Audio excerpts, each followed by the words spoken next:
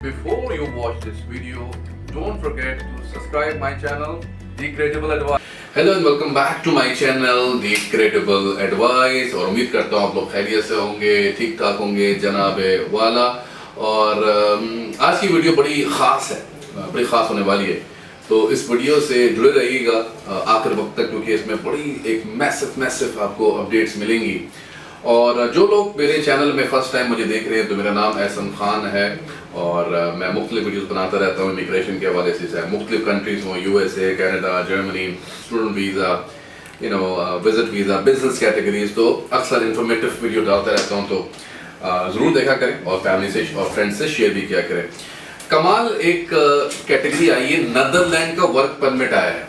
You be very surprise कि एक बहुत ही नया वर्क परमिट है जिसके बारे में लोगों को अवेयरनेस ही नहीं है, और बड़ा अनफॉर्चुनेट है। मैं बड़ा इंतज़ार करता हूँ, पहले तो मैं इंतज़ार करता हूँ कि मुझे कोई सही इन्फॉर्मेशन अगर दे रहा है, चाहे वो यूट्यूब पे या आगे पीछे, तो फिर मैं कोशिश करता हूँ कि उस टॉपिक पे वीडियो नहीं बनाऊँ, लेकिन मजबूरन बनाना पड़ती है वीडियोस जब मैं देखता हूँ कि लोग गलत इन्फॉर्मेशन दे रहे हैं और लोग मिसगाइड ना हो जाएं, तो मुझे फिर वीडियो बनानी पड़ती है। लेकिन people encourage me to make the videos, तो मैं उनके इनकरेज करने के लिए भी वीडियो बनाता हूँ। देखिए, मैंने ये एक नई कैटेगरी आई जो 2021 जून में इंट्रोड्यूस हुई, जिसका कैटेगरी का नाम है essential work permit for personal Netherland. तो ये बड़ी ज़बरदस्त एक कैटेगरी है जो कि 4 सालों के लिए इंट्रोड्यूस हुई है, जो कि 2021 में इंट्रोड्यूस हुई और 2025 तक ये चलती रहेगी। और इस कैटेगरी में बड़ी आसानियां हैं, नीदरलैंड जाना, वहां पर रहना। नीदरलैंड के हम सब जानते हैं, इट्स अ ब्यूटीफुल कंट्री। खास तौर पे अगर हम एम्स्टर्डम की बात करें खास तौर पे, तो वो बड़ी ज़बरदस्त एक सिटी है नीदरलैंड की। पूरा प्रोसेस होगा कैसे, किस तरह से मामलात हैं, देखिए इसमें आपको आइल्स नहीं करना, इसमें आपका कोई कैप सिस्टम नहीं है, इसमें ना एज का मसला है, ना डिग्री का मसला है, ना आइल्स का मसला है, ना बैंक स्टेटमेंट का मसला है, और ना आपके पास इतनी सैलरी होना चाहिए उतनी सैलरी होना चाहिए, यानी कि कोई कैप सिस्टम नहीं है किसी भी किस्म का। और कमाल एक कैटेगरी इंट्रोड्यूस हुई है, तो जितने भी लोग ख्वाहिशमंद हैं नीदरलैंड जाने के लिए, उनके लिए एक ख्वाब से कम ये अपॉर्चुनिटी नहीं जो कि मैं आपसे शेयर कर रहा हूँ। लेकिन बदकिस्मती से जितनी इंफॉर्मेशन मैंने लोगों की देखी यूट्यूब में, मैं आपसे दावे के साथ कह सकता हूं कि 99% लोग गलत बात कर रहे हैं इसमें। यानी अनफॉर्चुनेटली समझ नहीं पा रहे क्या बोल रहे हैं, क्या पढ़ रहे हैं, क्या मतलब किस तरह से मामला बढ़ेंगे इसके। देखें, इसकी फ़ायदा कौन सा है, आप अपने वाइफ को लेके जा सकते हैं, बच्चों को लेके जा सकते हैं, लेकिन ये चाय भी साथ साथ हो जाए। तो इसके जो एडवांटेजेस हैं, मैं दोबारा रिपीट करता हूँ। देखिए, you can take your spouse, you can take your kids as well, you can your kids can have all the facility, education, medical in Netherlands। और इसमें आपका 4 यानी आपका जब वर्क परमिट क्लोज भी हो जाएगा तो भी 1 साल के लिए वैलिड है, वैसे तो 4 साल के लिए वैलिड रहता है ये कैटेगरी, ठीक। तो बहुत अच्छा बढ़िया मौका है नीदरलैंड जाने का। तो इसमें कोई कैप सिस्टम नहीं है, ना अंग्रेजी का, ना आइल्स का, ना डिग्री का, कोई मसले मसाइल नहीं है, कोई ऐसी इशू नहीं है जिसकी वजह से कोई प्रॉब्लम आए। हर किस्म की जॉब्स अवेलेबल हैं। ज़रूरी नहीं है टैग के लोग हों, यानी कि ज़रूरी नहीं है IT के लोग हों, चाहे आप मैकेनिकल इंजीनियर्स हों, चाहे आप मैनेजमेंट के हों, चाहे आप मार्केटिंग के हों, चाहे आप HR के हों, आप कोई भी शोबे से हों, इंजीनियरिंग शोबे से हों, मैनेजमेंट के शोबे से हों, सप्लाई चेन के हों, किसी भी शोबे से हो सकते हैं, मैनेजमेंट के, फाइनेंस के। तो बहुत बढ़िया आपके लिए अपॉर्चुनिटी है, ना सिर्फ आपके लिए बल्कि आपकी फैमिली के लिए। देखिए कितने लोग जानते हैं इस अपॉर्चुनिटी के बारे में, ठीक। तो बहुत ही अच्छा। अब इसकी कंफ्यूजन क्या है, ठीक, ये सब कुछ हो क्या रहा है इसको समझने की। देखिए हुआ क्या कि जो स्टार्टअप्स कंपनी जो हैं नीदरलैंड में, बहुत सारी ऐसी कंपनीज हैं जो कि स्टार्टअप लेवल पे हैं, ठीक। यानी कि बिगिनिंग लेवल पे है या अभी हो रही हैं या होने जा रही हैं या एस्टैब्लिश हो चुकी हैं, तो वो लोग जो है उनको नए, they need people, they need induction, right, in through out the countries, from the globe, from the international globe, they can hire anybody. तो ये जो नई कंपनीज आ रही है नीदरलैंड में, वो बड़ी आसानी से और बड़े इंकरेजिंग वे में आपको हायर कर सकती हैं इस कैटेगरीज में। अच्छा, अब करना क्या है, बेसिकली ये समझने की बात है। देखिए, इस वक्त मिलियंस बिलियंस अपॉर्चुनिटीज अवेलेबल हैं। जो लोग अप्लाई करना चाहते हैं और रहना चाहते हैं नीदरलैंड, उनके लिए मिलियंस बिलियंस एप्लीकेशन अवेलेबल हैं, अपॉर्चुनिटीज अवेलेबल हैं। ठीक, बहुत सारी ऐसी कंपनीज हैं, स्टार्टर कंपनीज हैं जो कि आपको हायर कर सकती हैं, डिपेंडिंग कि आप उनको सही तरीके से अप्रोच करें, वो आपको हायर जरूर करेंगी। और फिर जब आपको एक दफा हायर हो जाए आप, and then you can apply for the visa filing and other formalities। ठीक, बहुत ही क्विक इसका प्रोसेस है, और क्योंकि नई चीज है तो लोगों को पता ही नहीं है, तो इसकी कोई पेंडिंग के केसेस नहीं है। ठीक, जो कस्टमर्स हमारे, मेरे लोग जो है, मेरे जो वीवर हैं जो पाकिस्तान में है, वो तो सारे अप्लाई कर ही सकते हैं। इंडिया से, दुबई से, कहीं से भी आप अप्लाई करें, कोई भी आपकी नेशनैलिटी हो, आपके पास बहुत ही शानदार मौका है एसेंशियल वर्कर वीजे में सेलेक्ट होने में। ठीक, तो इसका कॉन्सेप्ट समझ में आ गया कि नीदरलैंड में बहुत सारी कंपनीज जो स्टैब्लिश होने जा रही हैं, हो चुकी हैं, उनको लोगों की जरूरत है, और हर कंपनी तकरीबन 5 ओवरसीज फॉरेनर को हायर कर सकते हैं, यानी कि किसी भी पाकिस्तानी, किसी भी इंडियन को हायर कर सकता है, लेकिन 5, लेकिन who cares, there are lot of people, there are lot of, I should say, companies जो कि over 10,000 companies would be there to engage you, for the job। अब असल जो जंग है वो ये है कि उन एम्प्लॉयर को ढूंढना कैसे है। कुछ इतने बदकिस्मती से कहना पड़ रहा है, इतने स्टूपिड यूट्यूबर है जो कि वो कह रहे हैं कि, अभी मैं आपको गवर्नमेंट की वेबसाइट पे दिखाऊंगा, वो जो एम्प्लॉयर का फॉर्म है वो कहते हैं यहां से फिल कर दो और आपका केस बन जाएगा। ओ भाई, वो एम्प्लॉयर का फॉर्म है, वो कैंडिडेट का तो है ही नहीं। आप समझ रहे हैं बात को? यानी कि इतना, और उनके व्यूज देखो तो 10-10 हजार व्यूज, 20-20 हजार व्यूज लोगों ने देखे हुए, और झूठ बोल रहे हैं वो लोग। This is very unfortunate. वो क्या कह रहे हैं, वो कह रहे हैं कि भाई आप अप्लाई कैसे करना है, वो कह रहे हैं आप खुद से अप्लाई कर सकते हैं। भाई, इसमें खुद से अप्लाई नहीं कर सकते, इसमें एम्प्लॉयर जो है वो आपको स्पॉन्सर करेगा, तो आप ट्रेवल करेंगे ना फिर नीदरलैंड। ये अलग बात है कि स्पॉन्सर को ढूंढना कैसे, एक्सपर्टीज होना चाहिए आपकी कि एम्प्लॉयर को ढूंढना कैसे। ठीक, तो अब ये पूरा प्रोसेस चलेगा कैसे, कैसे काम बनेगा, इसमें मैं आपको छोटी सी, मैंने एक वीडियो बनाई है, पहले चले मैं आपको वो दिखाता हूँ। तो जनाब आला, देखिए, ये इसकी एक वेबसाइट है, immigration and neutralization service, ministry of justice and security. ये वेबसाइट, इसका मैं गवर्नमेंट का लिंक दे दूंगा नीदरलैंड का, ताकि आप इसको पढ़ ले। ठीक, इसका नाम है residence permit for essential startup personal. ठीक, इसमें ये लिखा जा रहा है कि you want to hire a essential staff abroad for startup, यानी कि अगर आप हायर करना चाहते हैं लोगों को, तो आप इसके जरिए हायर कर सकते हैं। देखिए, ये पायलट प्रोग्राम है, यानी ये भी कंफर्म, ये पायलट प्रोग्राम मतलब 5 सालों के लिए कंफर्म है ये प्रोग्राम चलेगा।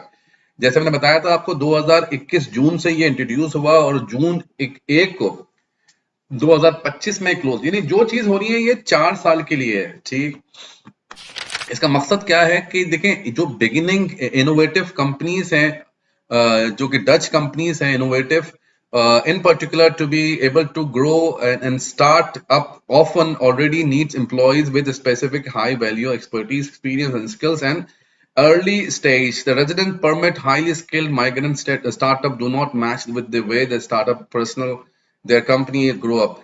अब जो कंपनीज, जो वैल्यूएबल कंपनीज हैं डच की, नीदरलैंड की, उनको अक्सर ये कंप्लेन रहती है कि हमें हमारी प्रोफाइल के मुताबिक लोग मैच नहीं कर रहे। और बताऊं मैं आपको, इसमें कहीं से भी कोई यानी कि अप्रूवल नहीं लेनी एम्प्लॉयर को। एम्प्लॉयर का जिसका दिल चाहेगा वो एम्प्लॉयर उसको हायर कर सकता है, इसको कोई नीड नहीं है किसी से अप्रूवल मंगवाने की।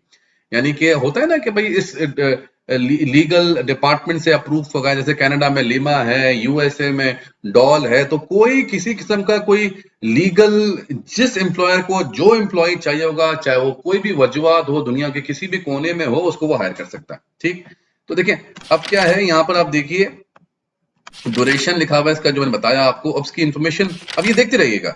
Condition for essential startup personal visa, अब ये सारी चीजें लिखी हुई है कंपनीज के बारे में कि किस किस कम देखें, मैक्सिमम 5 फॉरेन यानी कि दुनिया भर से 5 यानी कि नीदरलैंड के अलावा 5 लोगों को वो हायर कर सकता है। बट इट डजंट मैटर, ये हमारे लिए इतनी इंपॉर्टेंट बात नहीं है। हमारे लिए इंपॉर्टेंट बात ये है कि बंदा जो है हमें हायर करे। अच्छा, जो एम्प्लॉय है वो इनकम रिक्वायरमेंट, यानी आपको जिस कंपनी में आप काम करेंगे उसका आप एटलीस्ट 1% आपको कंपनी पार्टिसिपेशन, यानी कि आपको कोई आपके राइट को खत्म नहीं कर रहा, आपको पूरे राइट मिलेंगे। ठीक, deposit receipt of share of company, यानी कि आपको स्टॉक शेयर भी मिलेंगे कंपनी के 1%, और ये तमाम बेनिफिट मिले, आपको एडवांटेज मिलेंगे। ठीक, जो इस वीजे की कॉस्ट है, the application essential startup visa, वो 345 यूरोस है। डॉक्यूमेंटेशन कौन कौन से देने, तमाम चीजें, ये चीजें बताई गई हैं। अब देखिए यहाँ पर आके बहुत सारे यूट्यूबर क्या कह रहे हैं, बोल रहे हैं कि भाई यहाँ पर आओ और ये फॉर्म, एप्लीकेशन फॉर्म भरो और जी नीदरलैंड आ जाओ।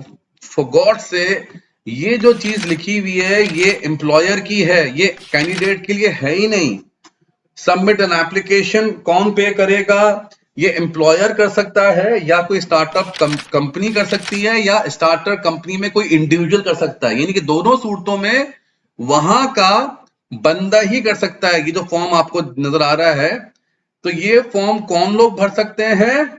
जो कि वहां पर कंपनीज हो। ये आप कैंडिडेट नहीं, और बहुत सारे जो यूट्यूबर हैं उन्होंने इसको फॉर्म को भरने का बोला है कि इस फॉर्म को भर के आप जा सकते हैं, विच इज एब्सोल्युटली ट्रैश। इसमें कोई सदाकत नहीं है। कि मैंने आप लोगों की इंफॉर्मेशन के लिए तमाम चीजें निकाल के रखी हुई है। फॉर्म कौन कौन से हैं देखिए, application for the purpose of resident employment and startup personal sponsor. देखें, ये चीज जो लोगों ने बताई नहीं है, क्योंकि हम आपके लिए बड़ी रिसर्च करते हैं। देखें, इंफॉर्मेशन ये बताया जा रहा है कि भाई कौन कौन से लोग अप्लाई कर सकते हैं, to whom are form intended, कौन कौन से। देखें, ये 4 साल का स्पॉन्सरशिप वीजा है, जिसमें 2 लोग अप्लाई, 2 कैटेगरी। जो फॉर्म है ना, जो कि बहुत सारे लोग कह रहे हैं कि भाई आप खुद अप्लाई कर दो। This form is for the resident work permit employment as essential startup personnel can be applied by the startup company, the sponsor, यानी कोई कंपनी आपको स्पॉन्सर करे, और authorise representative from the startup company. समझे आप बात को? जिसको लोग कह रहे हैं कि खुद से अप्लाई कर दो, वो 2 तरीके हैं। एक तरीका है कि वो कंपनी खुद एज लेटर हेड पे आपको स्पॉन्सर करे, या उस कंपनी का कोई रिप्रेजेंटेटिव आपको बुलाए। ठीक, अब देखें, ये फॉर्म भी यहाँ पर मेंशन है, सब चीजें बताई गई हैं कि किस तरह से मामला आगे बढ़ेंगे। ये पूरी डिटेल मैंने पढ़ी है, और मैं आपको समझाना चाह रहा हूं कि भाई ये बिल्कुल एक वैलिड चीज है, लेकिन जिस तरह से लोग बता रहे हैं उस तरह से नहीं है। देखिए, ये फॉर्म भरेगा, सबमिट होगा, लेकिन एज आई सेड कि ये कैंडिडेट खुद से नहीं करेगा, ये एम्प्लॉयर करेगा। ये एम्प्लॉयर करेगा, कैंडिडेट खुद से नहीं कर सकता। देखिए, ये लिखा हुआ है, बायोमेट्रिक्स होंगी, तमाम चीजें होंगी, company detail, company name, company personal, ये सब चीजें मेंशन है, पहला ऑप्शन। और दूसरा ऑप्शन क्या दिया हुआ है इसने? Detail for the authorise representative. जो 2 तरीके हैं जो मैंने बताया था फॉर्म में, वो ये फॉर्म है जो कि यहाँ पे मेंशन है कि आप फॉर्म भरें। देखिए, ये वही फॉर्म है। या नेशनलिटी डाल के जो लोग बोल रहे हैं कि आप भरें, यहाँ मैंने डाली पाकिस्तान, और जो फॉर्म आ रहा है वो कह रहे हैं आप भर दें, लेकिन एक्चुअली इसमें ऐसा नहीं होगा। आप नेशनलिटी डाल के फॉर्म को नहीं भर सकते। ये जो फॉर्म है यहाँ पर, ये जो फॉर्म कह रहे हैं आप भर दें, चीजें करके डाउनलोड करके फॉर्म, ये फॉर्म हमारे लिए तो है ही नहीं। ये फॉर्म किसके लिए था? ये जो फॉर्म का जिक्र है, ये फॉर्म है इस एम्प्लॉयर के लिए, एम्प्लॉयर के लिए फॉर्म है। चीजें क्लियर हो गई आप लोगों को? करना क्या है, इसको आपने अपने डॉक्यूमेंट्स लीगलाइजेशन करवाने हैं। ठीक है, आपने एम्प्लॉयर को ढूंढना है और साथ साथ अपने डॉक्यूमेंट्स को लीगलाइजेशन करवाना है, ट्रांसलेशन कराना है अपने डॉक्यूमेंट्स को। ठीक है, You need to have official foreign documents. Legalization official documents are, for example, birth certificate, status declaration, marriage certificates, diploma, जो आपकी education background है. जैसा आपको पता होगा ऑस्ट्रिया एम्बेसी से करवाना पड़ता है, इस तरह नेदरलैंड से भी आपको अपने डॉक्यूमेंट्स को लीगलाइजेशन करवाना है पहले, और उसके साथ साथ अपना सीवी बनाते हुए वहां के एम्प्लॉयर को टारगेट करना है, उसको अप्रोच करना है, इसमें अपने डॉक्यूमेंट्स को ट्रांसलेट करवाना है. अच्छा, नेदरलैंड में जो ज़ाहिर है 2 लैंग्वेज बोली जाती है, वहां की एक लोकल डच लैंग्वेज है, इसके अलावा वहां पर अंग्रेजी, यानी कि नेदरलैंड में अंग्रेजी बहुत रेगुलर बेसिस पे बोली जाती है. तो ये एक वाहिद यूरोपियन कंट्री जहां पर रेगुलर बेसिस पे इंग्लिश बोली जाती है. कि भाई ये असल फॉर्म है.